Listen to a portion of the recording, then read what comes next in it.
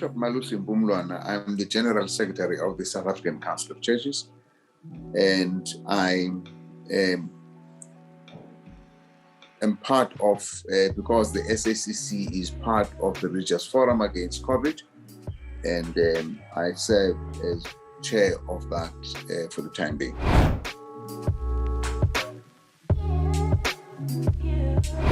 No, actually, I have not had the misfortune of COVID infection. A good part of it has to do with the strict protocols. Some say that I'm too strict, but we have a family regime that seeks to prevent infection.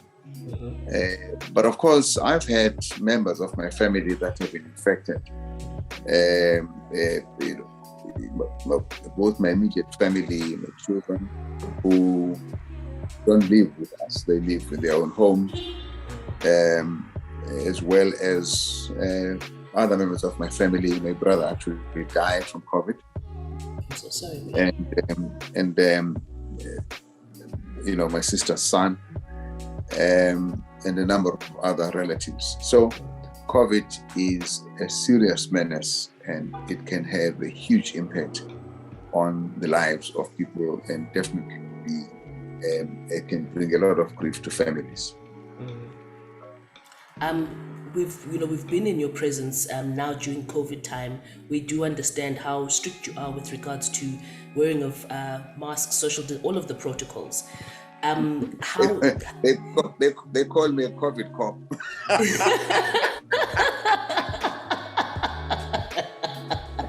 Self-appointed. I'm used to having what I call speed cops. Speed cops. And they call me a COVID cop. That approach that you've taken of being so strict, what is behind that? And in a situation where I think sometimes socially we shy away from encouraging other people to follow protocols, we kind of just keep quiet and let things go along. You don't. What motivates that? Just 2 weeks ago, I saw someone I didn't recognize, and he said to me, "Do you remember me?" And I said, "Not quite." And he said, I just wanted to know that I'm wearing my mask and covering my nose. You're the one that told me not to cover my nose last time I saw you.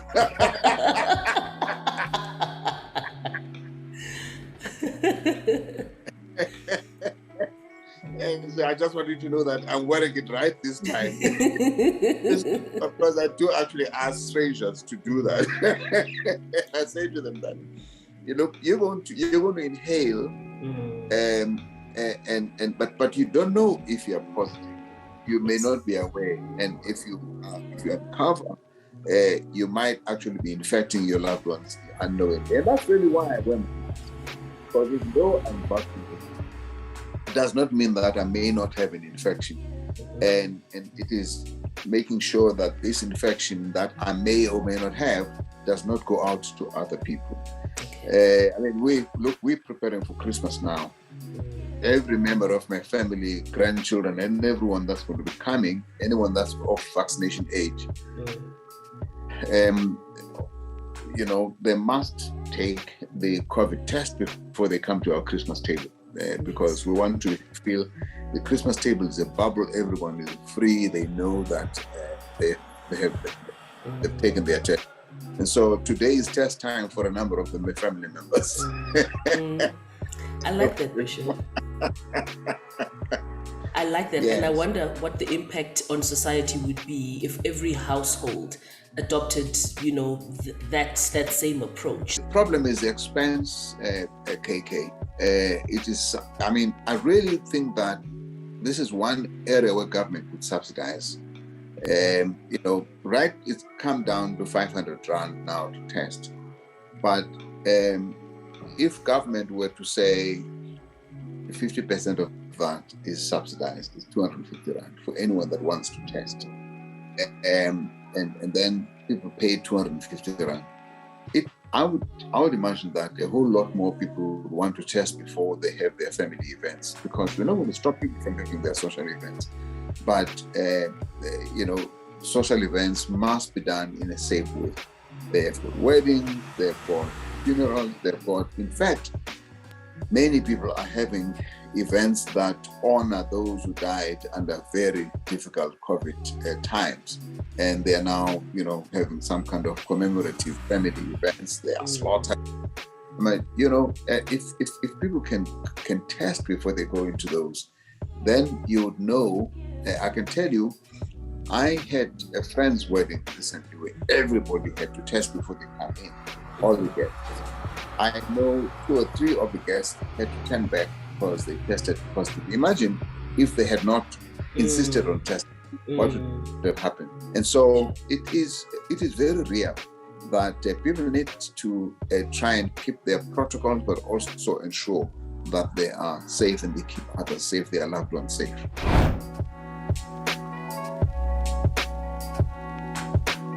I think that it's fascinating observing how people have become accustomed to sanitizing. But I don't see enough of the practice of 20 seconds hand washing. People still wash quickly. I think that it's cheaper to hand wash, and you must just do that. 20 seconds. Let's sing happy birthday twice, and it's much cheaper than buying a sanitizer. And even if you had the money in some rural areas, it's not easy to get a sanitizer you can buy. So it would still promote hand washing, 20 seconds hand washing. But I was just saying that it has become such a common practice that it's almost unthinkable that anyone would go to any place without sanitizing. But I think that the mask as well, even though a good many people still put it under their chin, at least they are conscious of it. And I say to them, "Where's your mask?" "Oh, I've got it," and they get out of their pocket. It must not be in the pocket. It must be where it belongs. Yes. But at least they carry it. And I think that we will stay with this habit for some time. I think we need to have a realistic scope of this. Have a sense that COVID has changed the way we live and behave for all time. I don't think there's going to be a time when we are totally out of risk. And therefore, the wearing of the mask, the distancing, the ventilation, tends to have more meetings outdoors. And keep the distance, put on your mask, wash your hands, and just know that this is the way to be. This is the new way of being human, if you like. But I think that families need to have a regime amongst themselves of how to protect themselves. And that's what we try to do as a family. And I know that, and I often say, "Oh my goodness, COVID is not for Black people."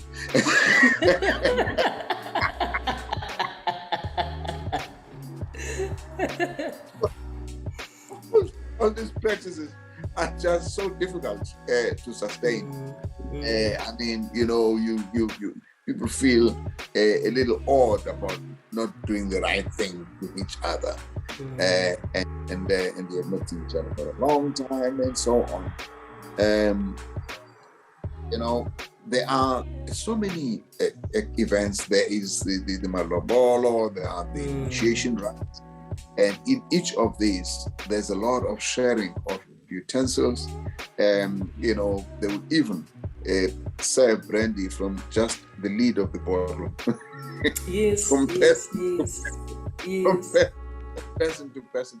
It's not supposed to be like this. And there isn't. We know that there isn't going to be a place where there are enough thoughts for all the men who come to this initiation event. The best thing to do is to make sure everyone is tested. But to do that, you've got to make it affordable. And I think that subsidizing this and making it inexpensive would make it more possible.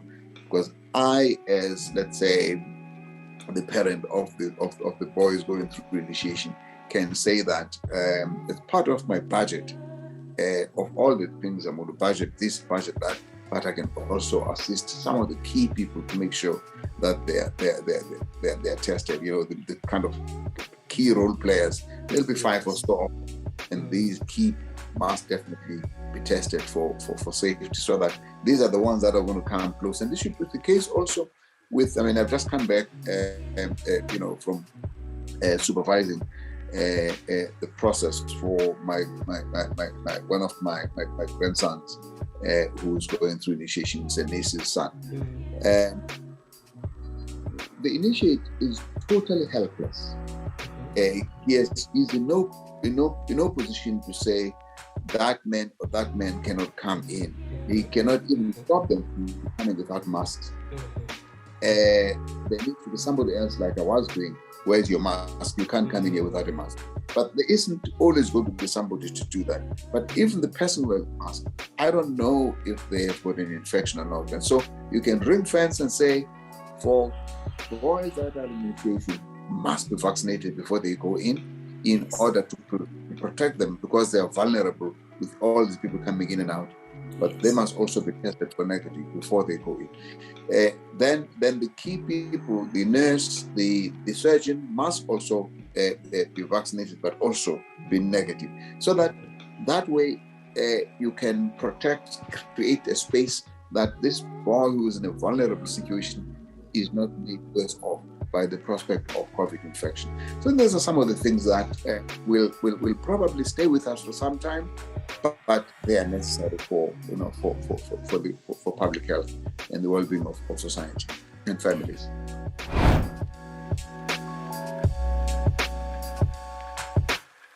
I'll say mercifully, I'm retired. I don't have everyday worship responsibilities. Okay. But I work a lot with practicing active religious leadership in my role as General Secretary of the Southern Council of Churches.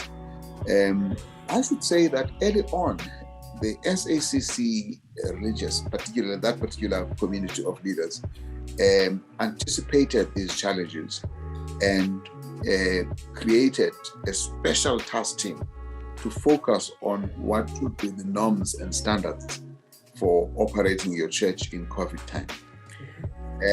And it's a fairly comprehensive document that looks at everything from greeting to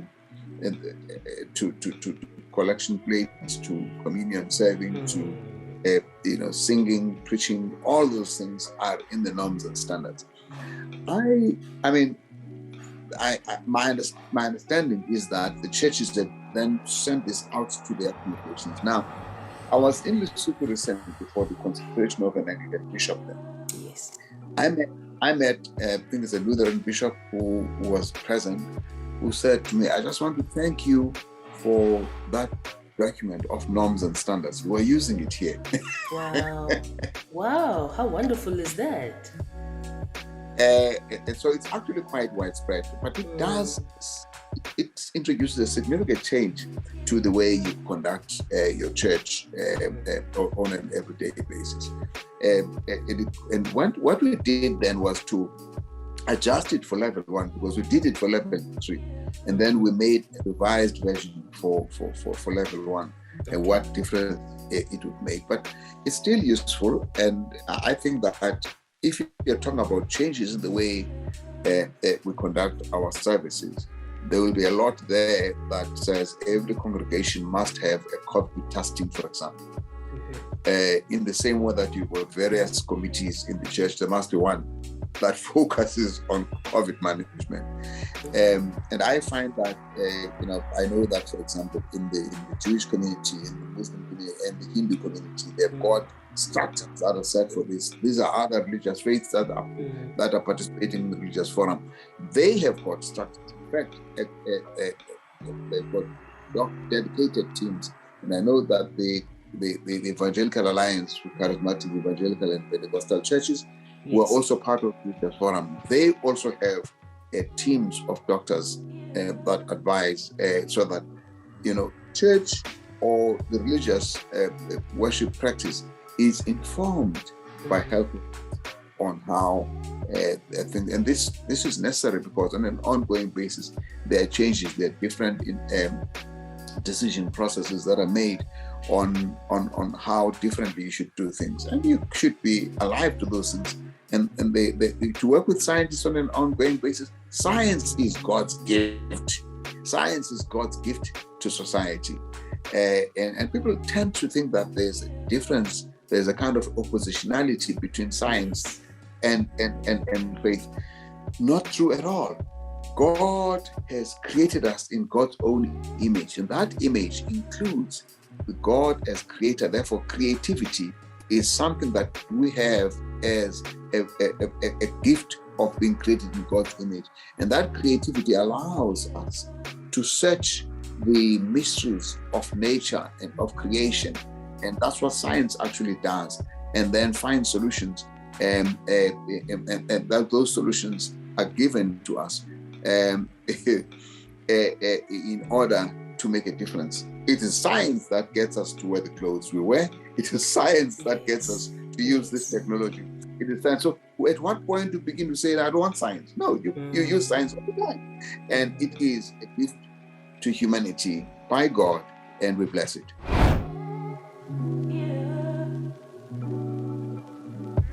The feedback I get, excuse me, there are three things that are happening. The first one is that people are yearning for worship because of the pressures and the tensions at home. You think about it, there are tensions of people losing their loved ones. There are pressures of people losing their livelihoods, their jobs. Then there are issues of domestic violence.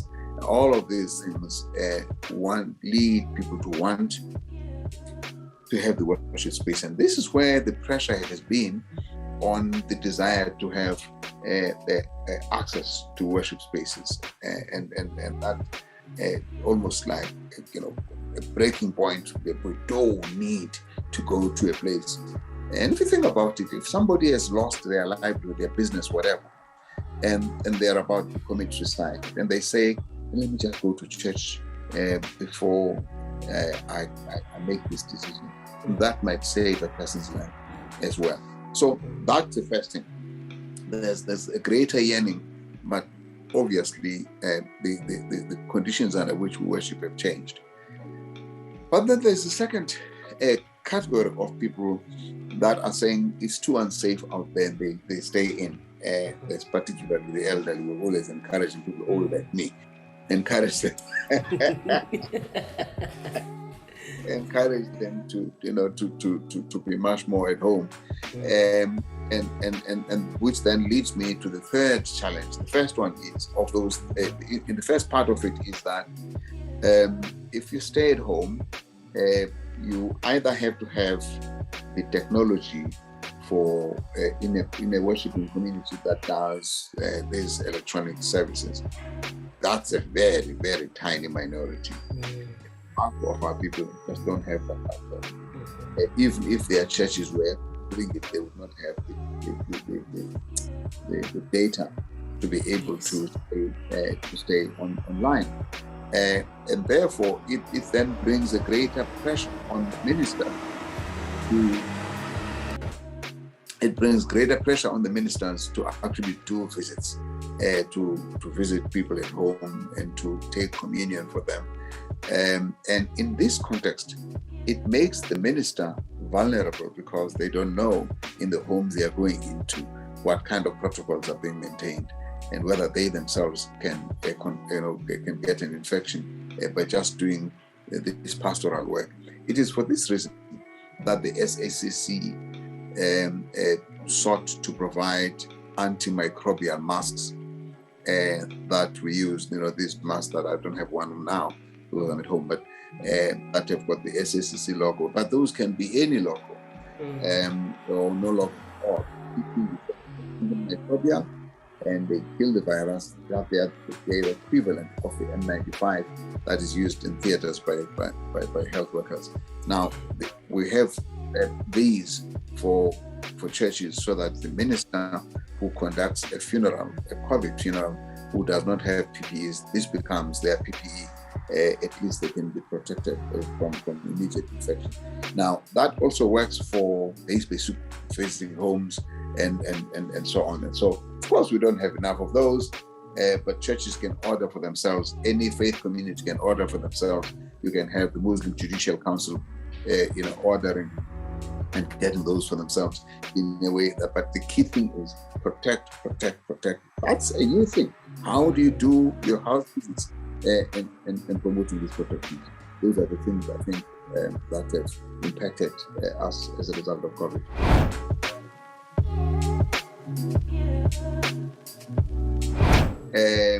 No, in the city, or rather in suburbia,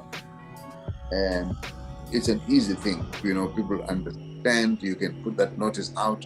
You can put a please, COVID. You send out a WhatsApp, but you can't do this in the township. You can't do this in the rural areas. People still gather, and that change is not happening in the same way. And so when they say that funerals are super spreaders, it's not the actual funeral service. It is the death that is a super spreader, because when somebody dies, people tend to gather to support, to kind of to condole with the family that has lost someone. That still does happen, that as may be the case. And I would hope that the idea of testing people is subsidized would make it easier for that to happen in a much more meaningful way, because holding each other and supporting each other it's a kind of such a natural thing that needs to happen for people to feel with each other. But you see, we also have the other phenomenon, that of singing. And the reason why they say in the regulations you must not have these night prayers on a daily basis ahead of the funeral is that, first of all, the household, the family home is not designed in COVID time to host all these people and keep a distance, nor does it often have enough ventilation for what this group of people that come. And then, of course, they start singing, they are praying, they are preaching, and this is a sure spreader. If one person has an infection, you've had it. But then what people do, they create a tent outside, and they say we've lifted the sides, so it's open air. But they still sing, they still preach. So it's still difficult. It does need some amount of work, and that also. The other thing, part of the rituals is that people will slaughter. I'm talking about African communities. Yes. They will slaughter for the deceased. Once you slaughter, you are inviting a crowd of people to sit and eat together. And it probably needs the traditional leaders in the rural communities to have a conversation with the communities about how to postpone the slaughtering to when things ease up a little bit. But even when they do, as we are in level 1, you still have a problem. And so I do not know whether what kind of long-term impact this will have on the culture and the way in which we conduct our bereavement rituals. I don't know, but I can tell that we are in a transitional stage, and it is difficult and not easy to manage.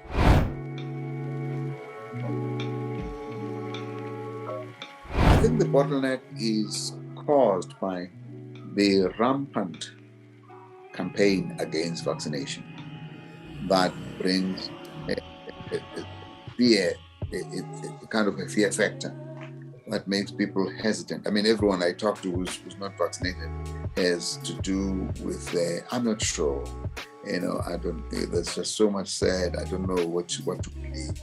And the interesting thing is that those who are anti-vaxxers are vibrant, aggressive, and those who take vaccine as a normal thing to do don't have any cause to be aggressive. They kind of take it and move along with life. Yes, we got to do it. I mean, Yes. Yes. and so it's easy, therefore, to decampaign a good thing such as vaccination. A lot of that is happening, but I also think that vaccination should be brought to places of worship where people are on a regular basis, so that if I'm promoting vaccination in the congregation, I should be able to say that at the end of the service there will be a facility at the door. Okay. Because all the religious communities in the religious forum are driving, but 7 out of 10 people in their congregation should be vaccinated. Now, I think that my understanding is that the Hindu community is almost at 80% right now, that they were working very hard at this.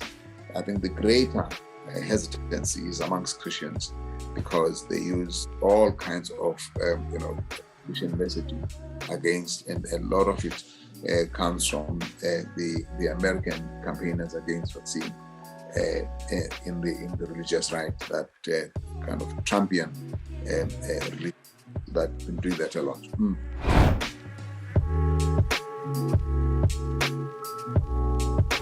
What has been exciting for me in Vexumzansi is find young people that actually not only interested in it, but are themselves part of the campaign. And probably that comes from the Vex Ugogo. We did a Vex Ugogo and in June, when it was open for the elderly to be vaccinated.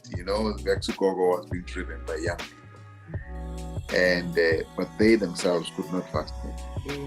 And I think that the interest of young people has for me, has been, especially because you would expect that more young people would be skeptical. Not so much because of messaging that produces skepticism, but because of a sense of invincibility. I mean, what can happen to me? I was talking to a young man, excuse me, he's a 20-year-old, and both his father and his grandfather have died from COVID. And yet, they died in the last year. And then he talks, I said, where's your mask? He says, hey, you're scared of this. I said, wait a minute. You are aware, of course, that this took from you, your father and your grandfather. He says, yes, but they were old. In other words, if they were my age, they wouldn't have. So we have this conversation. So there's a sense of invincibility. That says, for me, that would probably be something that needs to be addressed. We need a special communication that deals with the sense of invincibility that particularly young boys, young men tend to have. I am so I can't. That's the kind of thing that is kind of a misplaced masculinity in a way. I think we need to address that as well.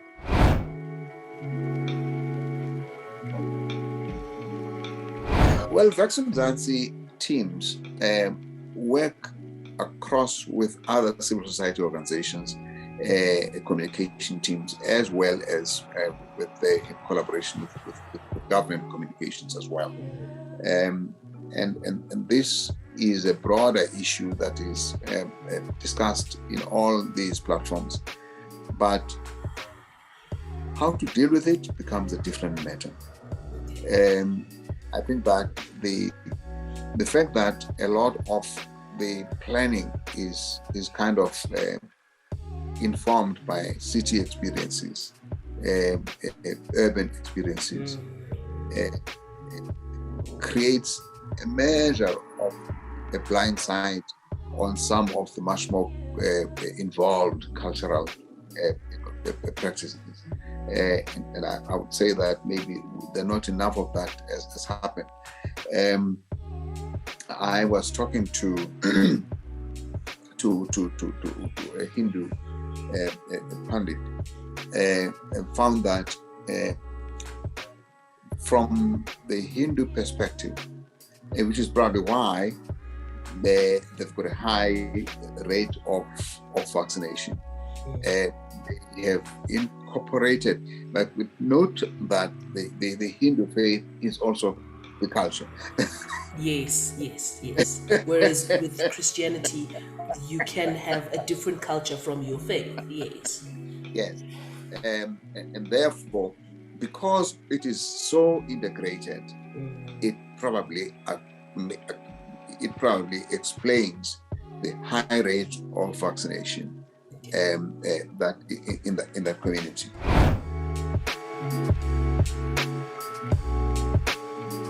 The Christian community in South Africa is the most diverse, probably. I would say almost anywhere in the world. Or as good as bad as or as good as any place. There are different views, in the vaccine promotion community. We talk about anti-vaxxers. We talk about the hesitant.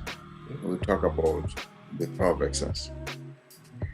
Now, anti-vaxxers are those people that have you. Doesn't matter what you say, you can't change their thinking. They are determined and aggressively against vaccine, and they will use anything that they can lay their hands on. And there are pastors, worshiping communities that are exactly in that place. I met a young woman. In fact, I was walking into a store, and the manager comes up to me and says, because they knew that I was a priest, and he says, "What do you preach about vaccination?" So I tell them everything that we are saying should be done to save lives and to preserve communities. He says, "Would you be willing to talk to one of my employees here?" I said, "About what?" He says, "Well, she's a little uncomfortable about vaccination. Thought maybe you might have a conversation with her." I said, "Look, if she wants to, I can talk to her." And then she comes up to me, and so I say, "Well, I understand you want to have a conversation about vaccines." She says, "No, I didn't ask for a conversation, but the manager thinks that you might want to talk to me." I said, "Well, I suppose we both think that the other one wants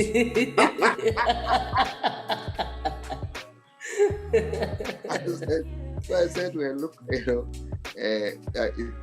it's really, if you got matters that you'd like to discuss on vaccine, I'm happy to talk to you about them." The concern with vaccine says, "Oh, it's not just a concern, it's a belief." "Oh, tell me about the belief." Belief is a strong word, yes. My pastor, and she says, "I don't compromise on my beliefs," she says. Okay. She says, "My pastor has fasted for 21 days. And it came out saying none of his congregation will ever be infected with COVID. God has put him that. And that, therefore, I believe that until God says differently, I'm not going to vaccinate." Goodness. So,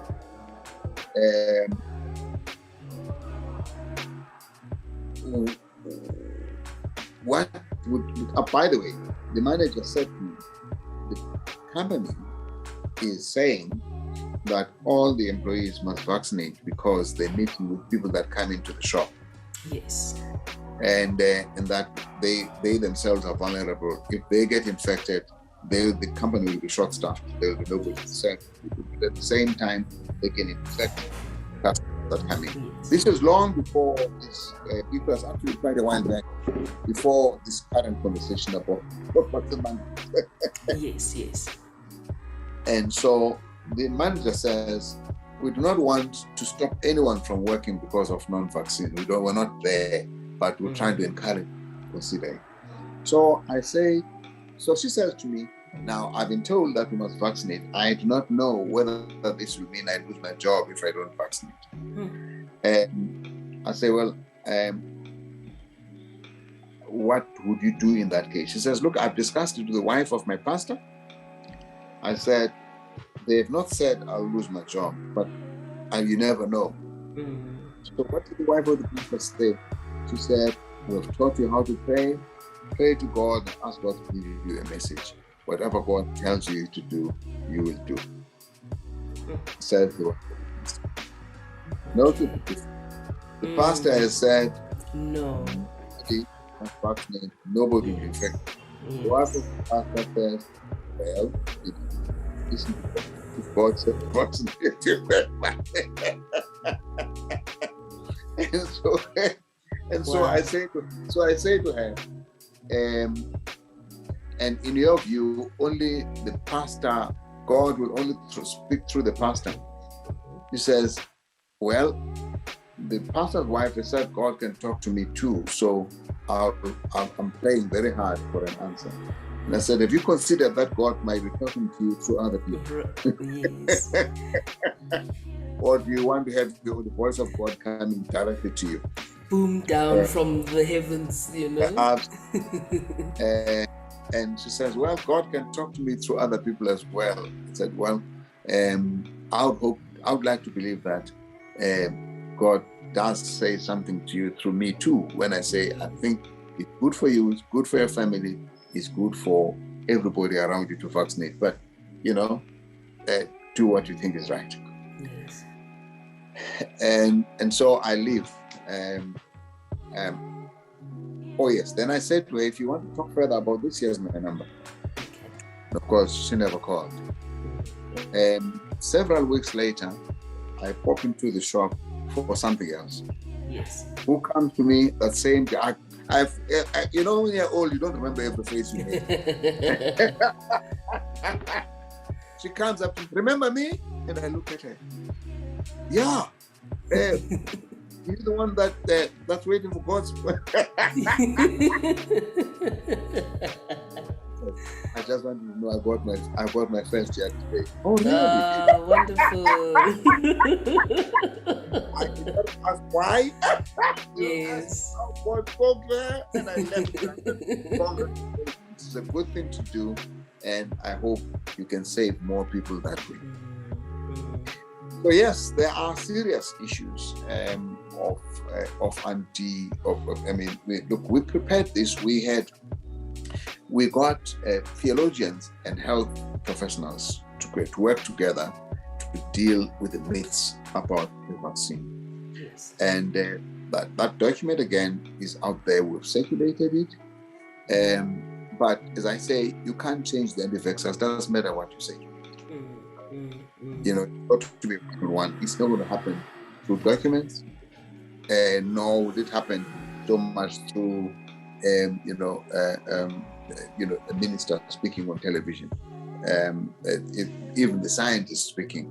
Although I think that, more and more scientists coming on television and radio, just listening and discussing and answering questions would make a difference. And I think that also the matters but the issues of theological positions is more difficult, because if I can only listen to my pastor, it doesn't matter who else says what, whatever their qualifications. If my pastor, if my pastor does not have a theology, in fact, some of them saying that don't do theology because that's not God.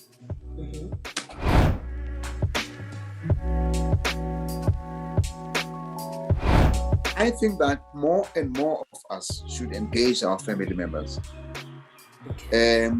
Social behavior change is informed by a number of factors. First of all, the immediate people around me, what am I hearing? What does my friend, my best friend say? What's my family say? What the people that I hang out with say? And so we should never underestimate the importance of engaging the people in your immediate sphere of influence. It's very important. Okay. And then secondly, it gets to be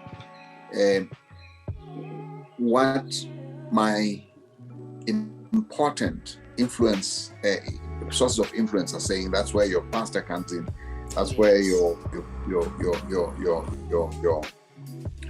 traditional leader comes in, and people who have influential authority over one. These people are important, and that's why when the pastor says you will not, they don't. And that's also the reason why the Religious Forum Against COVID is working through its ministers, its pastors, its religious leaders at the community level to make a difference. And the third is agency. What is possible for me? I mean, it does not matter if I believe in all of this, but I have no access to the vaccine in some way. Or that's why I was saying this access to testing is important. If I don't have the capacity, or I don't have the capacity to get a mask, if I have to choose between a mask and a loaf of bread, I'm going to choose a loaf of bread. Why can't the masks be issued freely in public places like we do condoms? These are some of the things that, because then it talks about because then I begin to rationalize why I don't want vaccination. Meanwhile, the real reason is I don't have the means, the access. I can speak for myself. When I was at high school, it was difficult for me to have as much as 20 cents for pocket money. And promise you, that's why I never smoke. Because I don't buy the smokes. Wow. and so my cousin and I then, we were in the same dormitory. We created a non-smoking corner. We literally physically beat everyone that comes to smoke in our corner. And so we developed an ideology against smoking, which was not for it. The real reason was we didn't have the money. Wow. But that has worked in your favor, I'm sure. Absolutely, ultimately, yeah. Yes. But the point I'm trying to illustrate here is that you can make one call, meanwhile the real reason is elsewhere. And so when I say I don't want vaccine, part of it, I'm not going to wear a mask. Part of it has to do with that I can't afford to buy one. And that's a very real, practical challenge for many But I'm not people. going to say that I can't afford to buy one. I'm just going to say that I don't care about a mask. And so therefore, that's why I'm saying that this area of agency, the capacity to do what is needed, what is needful, becomes an important factor. How do we enable that? It's kind of like saying you must wash hands when there's no water. How on earth these communities that are complaining about having no water for weeks, how are they supposed to keep their hand hygiene? So that becomes a major issue as well. So some of these things need to be taken into account. So I'm just saying that we need to spend more time with the people. That's what I do. That's why I'm a COVID cop, because I talk to people about COVID problems.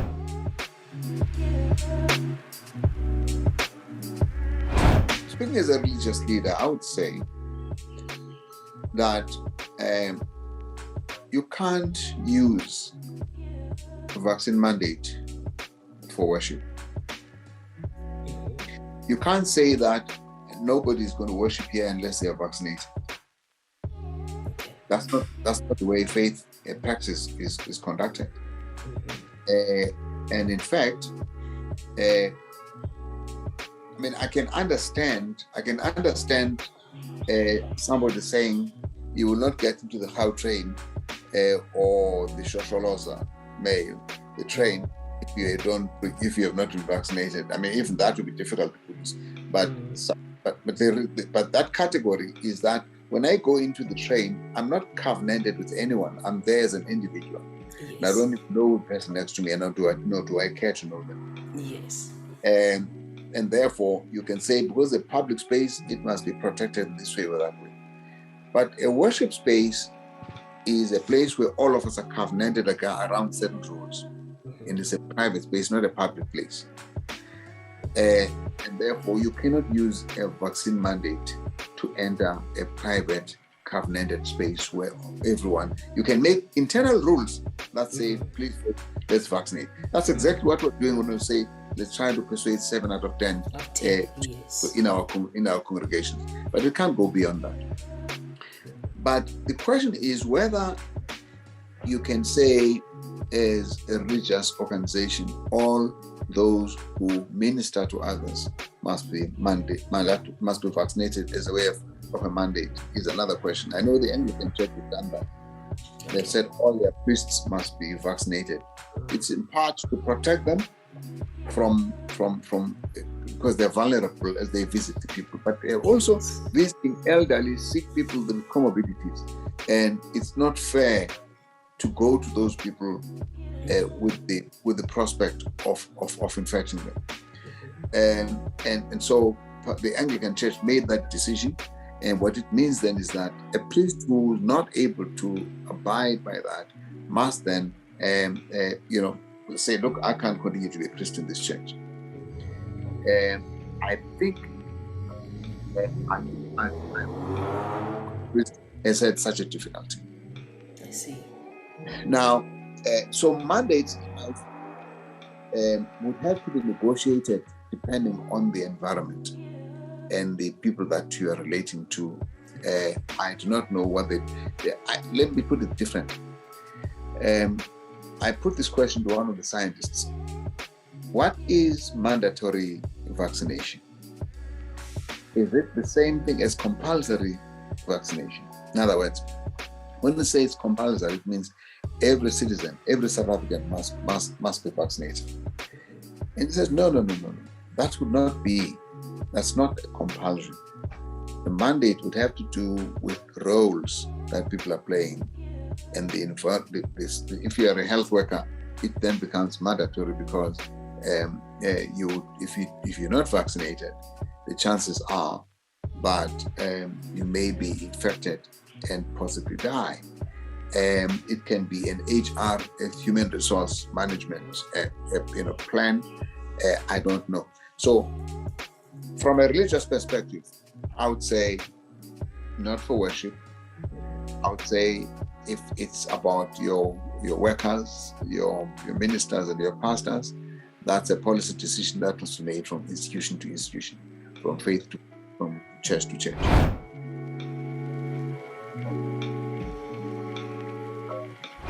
Really to say, I'll say two things. The first one is that we should not consider COVID as a passing phase.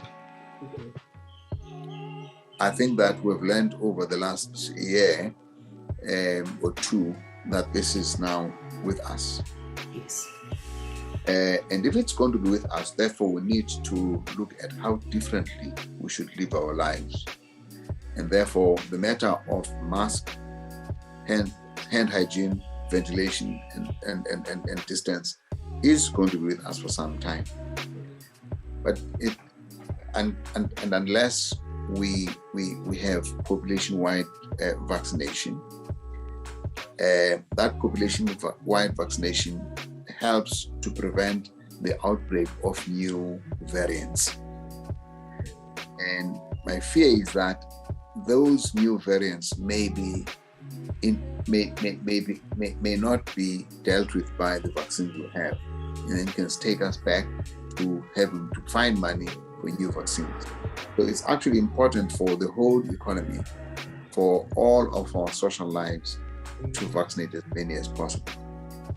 The second thing I would like to say is that because this is not a passing phase, we can expect, as in the case of these flu vaccines that people are taking on an annual basis. Yes. We may have to live with the reality of the need for boosters on an ongoing basis.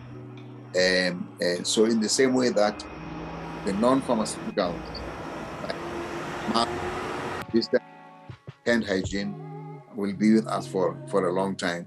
Likewise, the vaccine boosters will also be with us for some time. And therefore, we should take out of our minds that this is just for now. Hey, soon enough it will be out of the way. I don't think it's going to go out of the way. And I think that, but it's important for us, for our economy, for our social lives, for our sanity, to do the right thing, vaccinate as many as possible, so that we prevent at least the worst, which is death and maybe a much more serious illness. Vaccine is not going to take away the infection, but it's going to ensure that our infection does not necessarily lead to the worst outcomes. If that, sure that as many are vaccinated, because if not, more variants will come and they will cost us.